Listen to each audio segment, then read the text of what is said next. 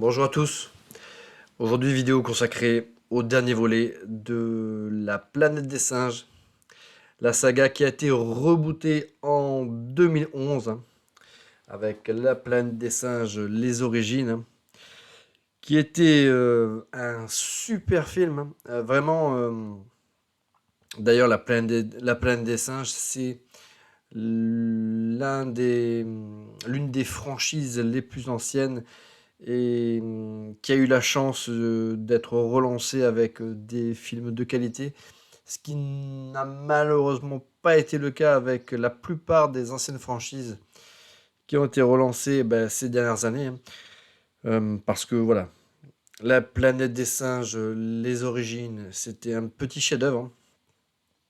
Alors ce qu'il faut savoir, c'est que contrairement à ce que pas mal de gens ont l'air de penser, hein, notamment dans les critiques presse ou critiques ciné, cette nouvelle saga de la planète des singes n'est pas un préquel au film sorti dans les années 60 et 70, hein. C'est vraiment un reboot tel que l'a voulu la Fox, hein. C'est un reboot de la saga. Parce que les films des années 60-70, c'est une saga qui est culte, hein. Euh, et puis surtout, voilà, qui comportait, voilà, un excellent film, le premier, et quatre autres suites qui étaient d'un niveau très très inégal. Euh, le 2, Le Secret de la planète des singes, c'était pas terrible, terrible, hein. C'était plus ou moins un remake du premier film. Par contre, Les Évadés de la planète des singes étaient plutôt sympas. La conquête de la planète des singes était excellent. Et la bataille de la planète des singes était un sombre nanar. Alors d'ailleurs, La planète des singes, les origines, sortie en 2011, était quelque part un remake de la conquête de la planète des singes, hein, avec en tout cas, un squelette narratif un peu semblable, hein. Et le protagoniste principal était également César dans ce film. Bon, après, voilà, tous les événements que l'on retrouve dans ce film-là sont quand même bien différents de celui de film de 1972, mais voilà.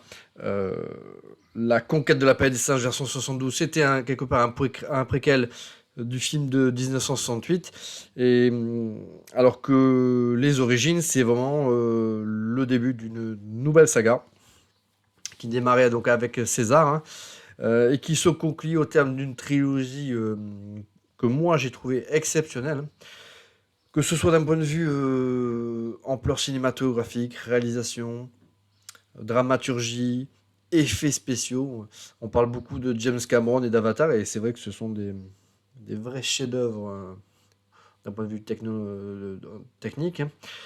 Mais les films La planète des singes, c'était quand même voilà, des prouesses quand même technologiques de ouf, hein. Le, voilà, les effets spéciaux dans cette trilogie étaient vraiment extraordinaires. Et puis voilà, cette première trilogie était vraiment incroyable, hein. Moi, j'ai trouvé que c'est l'une des rares sagas qui a su, au travers d'un remake, euh, surpasser le matériau original, hein. En l'occurrence, bien sûr, les films sortis dans les années 60 et 70. Sachant que le premier film, qui est un chef-d'œuvre avec Charlton Heston, était une adaptation quand même assez libre du livre de Pierre Boulle, qui est une grosse nouvelle. Mais ouais, il y avait quand même pas mal de petites différences. Mais voilà. Voilà. Hormis le premier film, globalement, c'était une saga quand même très, très, très, très inégale.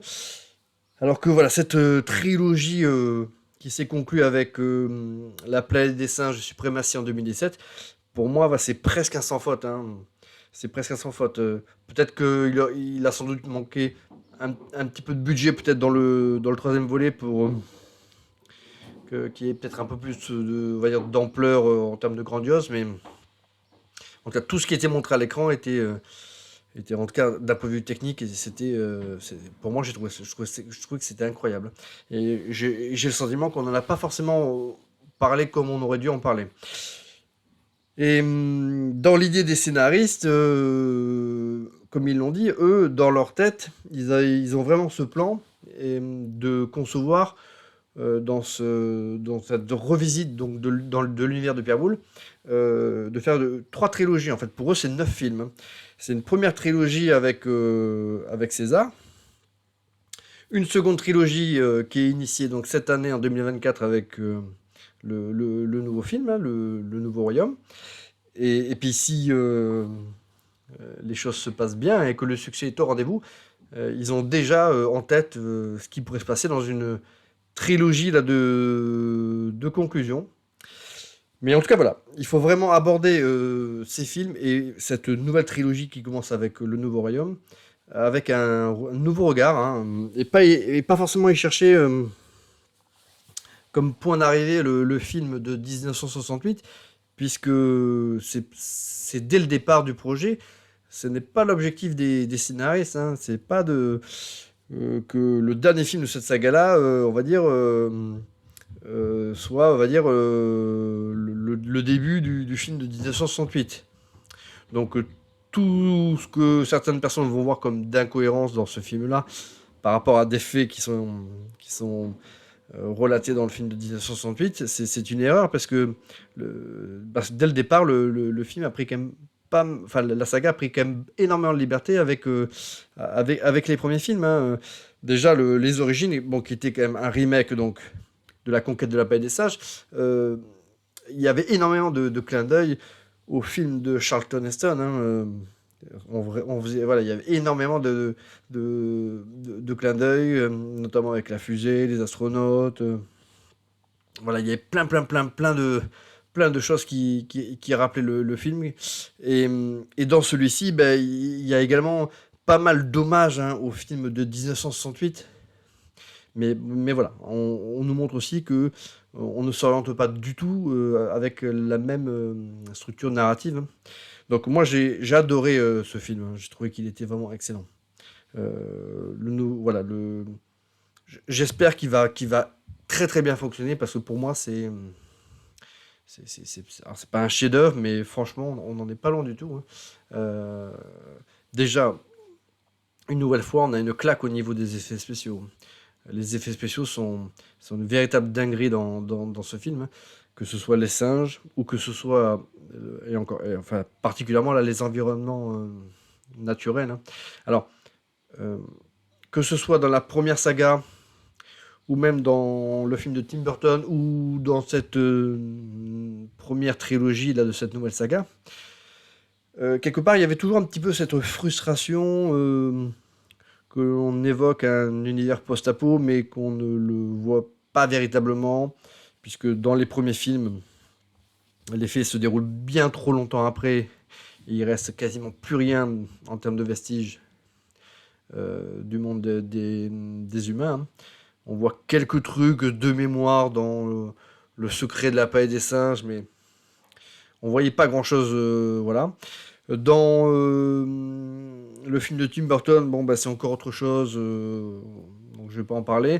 Et dans la nouvelle trilogie, dans Supremacy, c'est pareil, on voit quelques vestiges, mais voilà. On, on a quelque part cette frustration parce qu'il y a quand même une forme de plaisir à voir le monde après voilà, une catastrophe nucléaire ou autre, voir toutes ces villes investies par la végétation. Enfin, c'est quelque chose que moi je trouve toujours fascinant dans les films de SF. C'est voilà, c'est ces univers post-apo avec la végétation qui reprend le dessus sur les biens immobiliers et autres. Et là, dans ce film-là, ben voilà, on a tout ce qu'on a toujours rêvé de voir dans un film de La planète des singes. Ce monde post-apo, grandeur nature, avec des plans magnifiques. euh, et vraiment, ce qui est agréable dans ce film, c'est qu'on sent qu'il y a eu pas mal de tournages en décor naturel. On n'a pas tourné que sur fond vert. Donc il y a vraiment un très très bon amalgame entre les effets numériques et les prises de vue réelles, hein. Donc franchement, j'ai très peu vu les fonds verts dans ce film-là, hein. J'ai trouvé que la qualité des effets spéciaux était...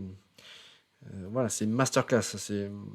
C'est vraiment un plaisir visuel, cette planète des singes, et c'est vraiment un film à voir au cinéma, hein. Voilà. Après, la grande faiblesse de ce film-là,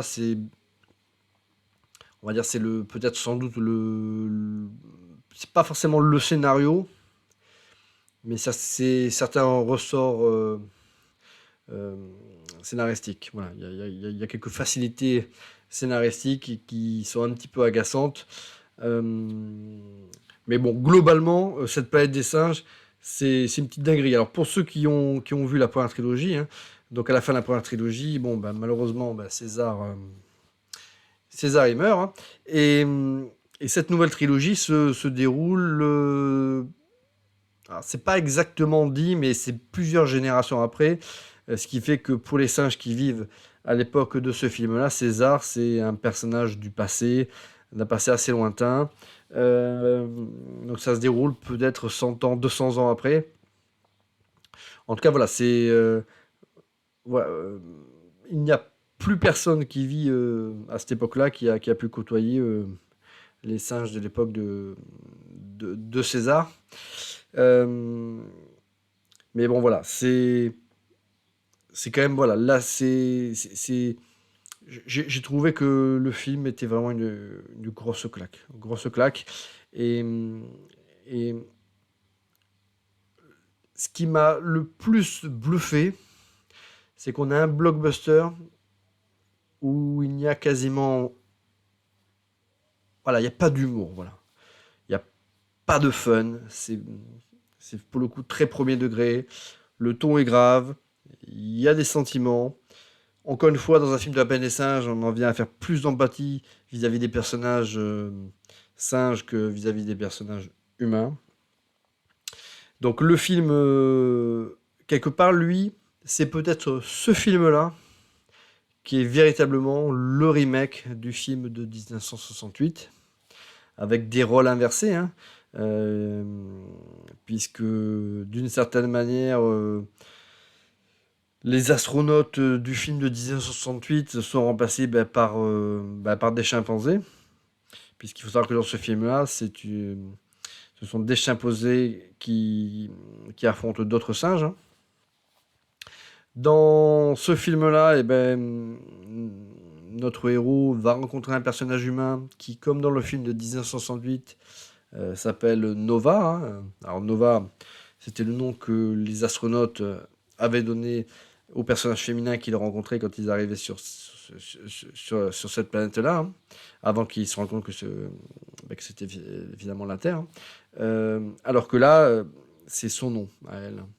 Euh, donc encore une fois, preuve, s'il en est encore une fois de plus, que on n'est pas dans un préquel du film de 1968, on est vraiment dans une nouvelle histoire, hein. Donc, et le fait, voilà, dès ce film-là, d'introduire un personnage qui porte le même nom que le personnage féminin du film de 1968, bah c'est voilà, c'est pour alerter le spectateur, lui dire voilà, on va vous raconter une nouvelle histoire, ou voilà, on, on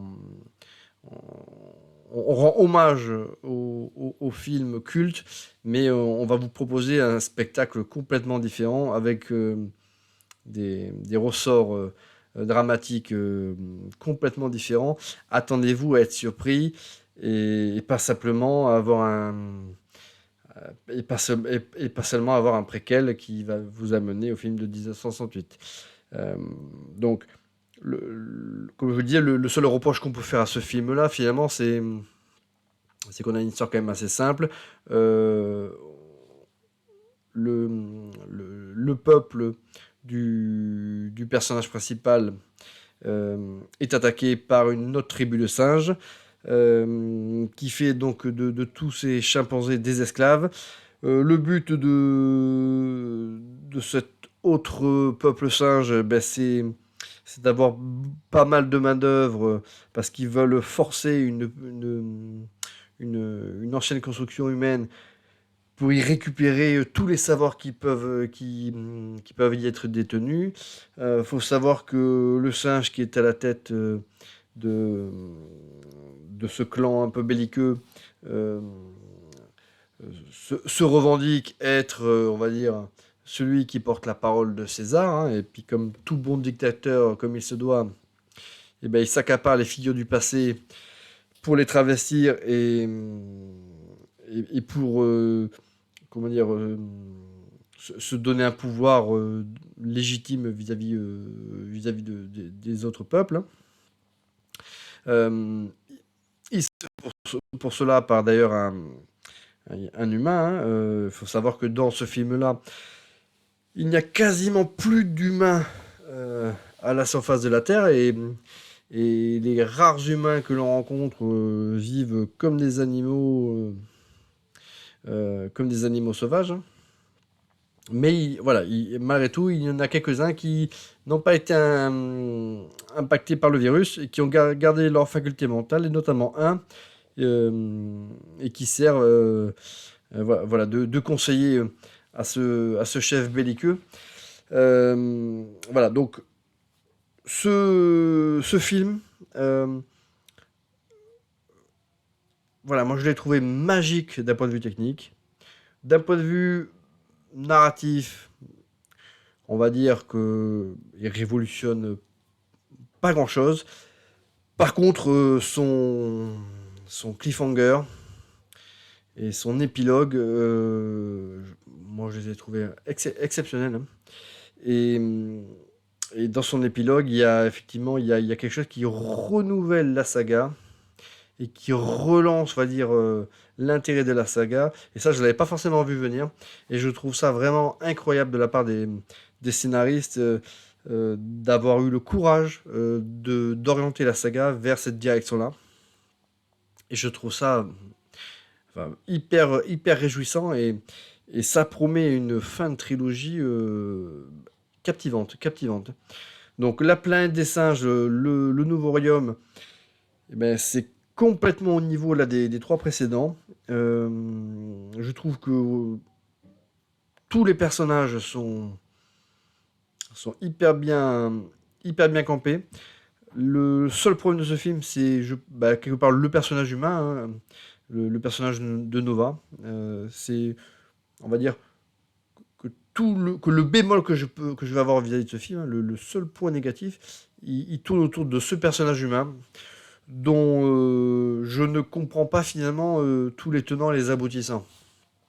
Et au regard même de l'épilogue et de ce qui est réellement le personnage, hein, finalement, de ses véritables motivations, de sa mission, euh, et ben, tout ce que l'on voit de ce personnage au début du film, euh, comment dire, on comprend pas. C'est-à-dire que euh, le personnage se comporte d'une certaine manière au début du film, euh, a des agissements qui sont contradictoires avec ce que l'on va savoir de ce personnage à la fin du film. On se dit, mais alors, si elle devait faire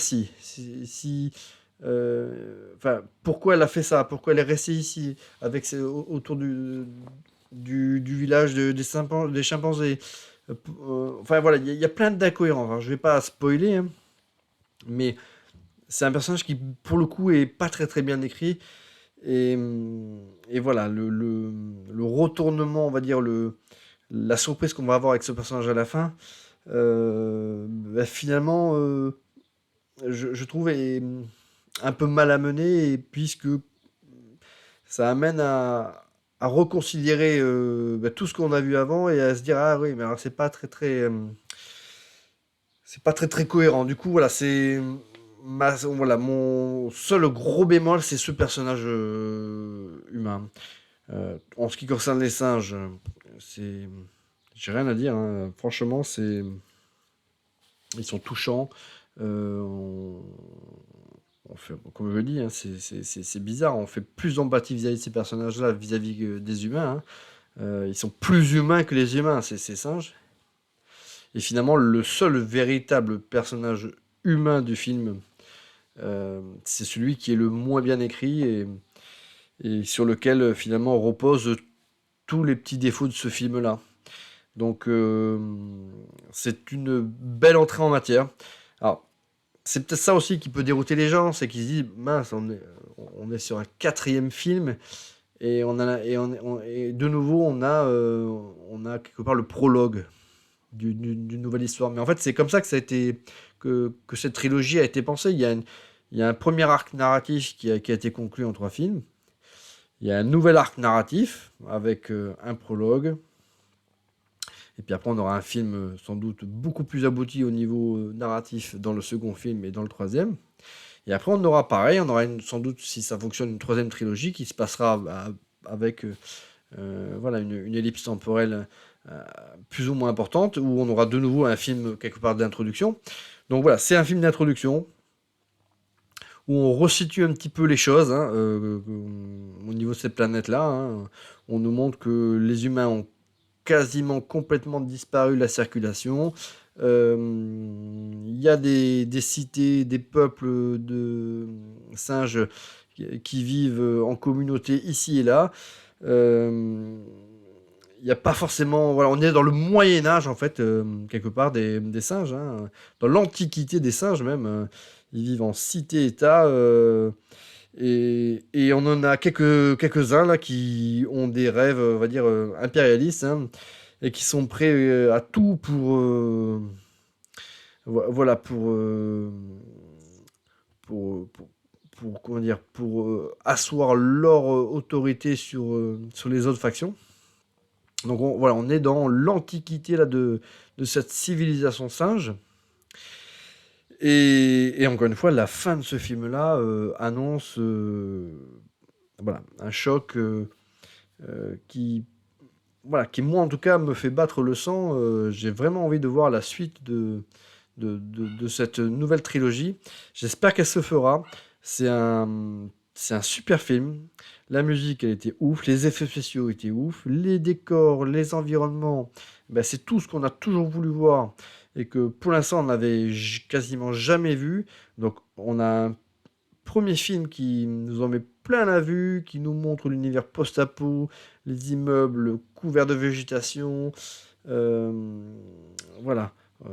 J'ai trouvé ça complètement ouf. Alors après c'est pareil. Si on voulait chipoter, on pourrait s'étonner que compte tenu comment ça s'appelle de, de, de la végétation, de comment les villes ont été dévorées par la végétation.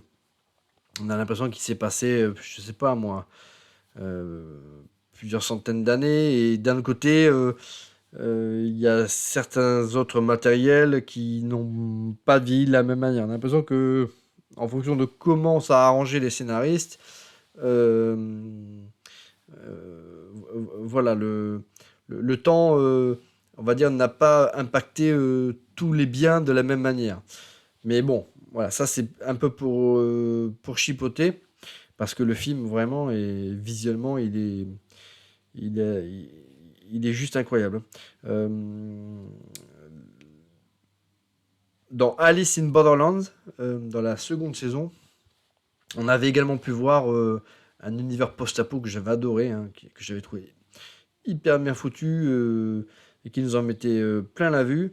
Euh, ben là, voilà, dans la peine des singes, on a quelque chose de ouf aussi. Hein. Euh, et ça fait vraiment, vraiment plaisir. Donc voilà, grosse expérience ciné. C'est un film à voir au cinéma, sur un bel écran avec un beau son. La musique, franchement, je l'ai trouvé méga cool.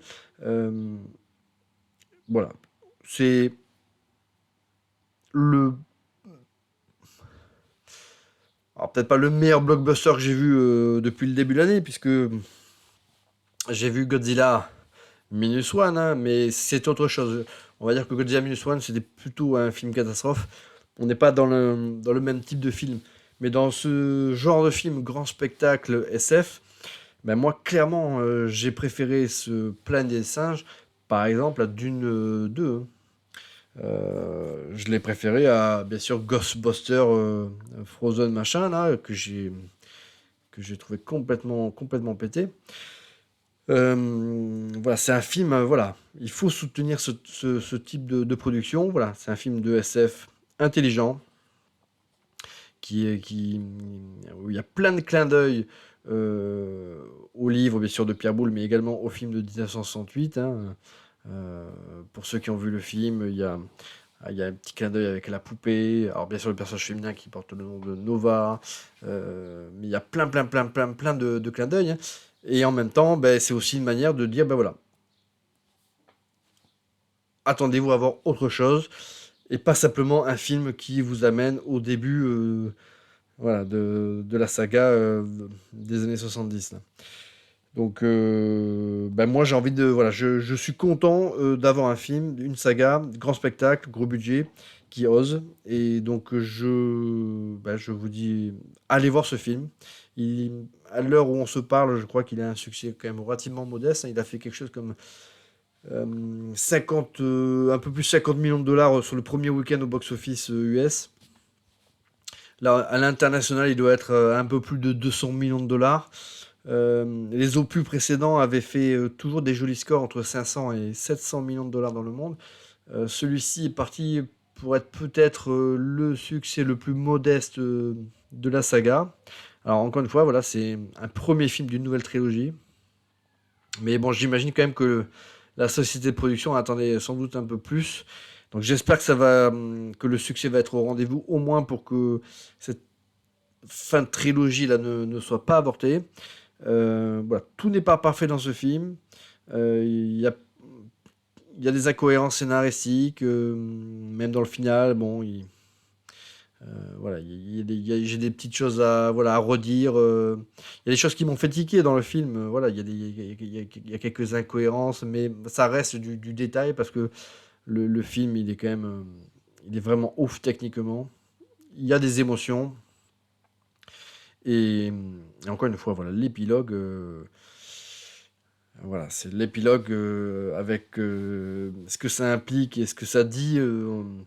Enfin, voilà, moi, ça m'a fait kiffer. Donc voilà, allez voir ce film. Ça vous donnera peut-être envie de vous replonger d'ailleurs dans la saga des années 70 qui était, voilà, qui était très inégale, mais que moi j'adorais. Hein, j'adorais ces 5 films des années 60-70. Hein. Alors bien sûr, voilà, c'était voilà, une autre époque, hein, mais les effets spéciaux étaient, en tout cas, les maquillages, les costumes des singes étaient, pour l'époque, c'était plutôt bien fait. Je trouve que ça n'a pas trop mal vieilli d'ailleurs. Bon, après, voilà, on sentait que dans les suites, après, que c'était quand même relativement fauché. On n'avait pas forcément le spectacle à la hauteur du sujet.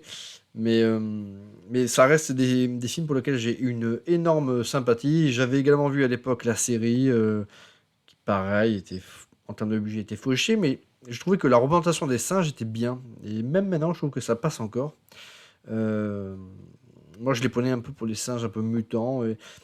Franchement, voilà, c'est une saga qui a jamais eu, enfin, dans les années 60-70, qui n'est pas un gros qui n'a jamais eu de gros budget, même pour le premier.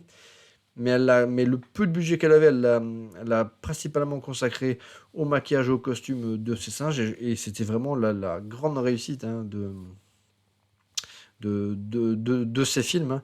Euh, et puis je vous recommande aussi, bien sûr, la grosse nouvelle là, de Pierre Boulle, hein, qui est un petit peu différente, hein, puisque c'était voilà, c'est dans l'univers de Pierre Boulle, les,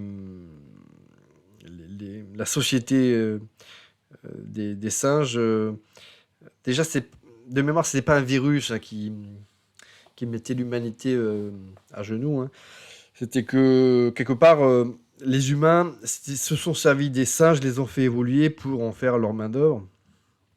Et après, avec le temps, bah, du coup, ils se sont tellement appuyés sur les singes pour toutes les tâches du quotidien et même plus, que bah, qu'il est arrivé ce qui devait arriver, c'est que les singes, en occupant bah, tous les postes clés ou autres, ont eu l'opportunité de prendre le pouvoir et les humains à ce moment-là avaient régressé et n'étaient plus en capacité à pouvoir s'opposaient finalement quelque part à leur création. Le livre de Pierre Boulle, on remplaçait le singe par l'intelligence artificielle et ça fonctionne aussi, hein.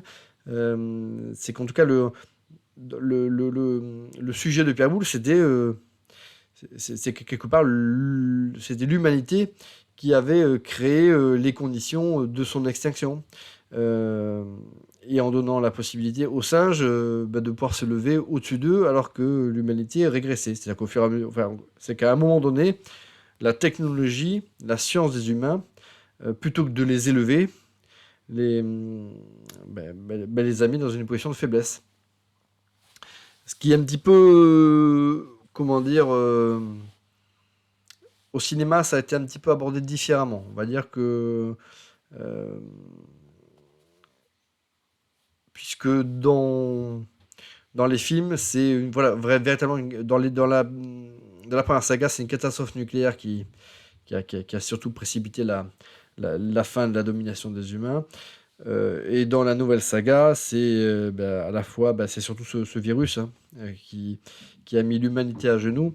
Mais dans le livre de Pierre Boulle, ce sont véritablement les singes, hein, qui ont, qui ont, qui ont, qui ont, qui ont à un moment donné eu la capacité de pouvoir s'élever au-dessus des humains.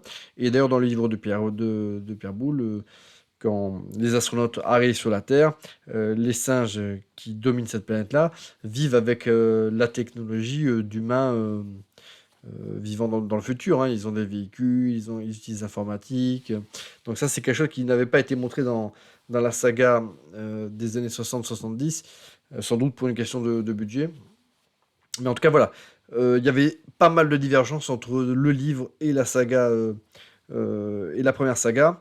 Donc voilà, il ne faut pas non plus crier au scandale si la nouvelle saga s'écarte de la ligne narrative des premiers films, puisque c'est déjà ce qu'avaient fait les films des années 70. Ils avaient pris énormément de liberté sur le texte originel. Donc voilà, c'était tout pour cette petite vidéo, et à très bientôt.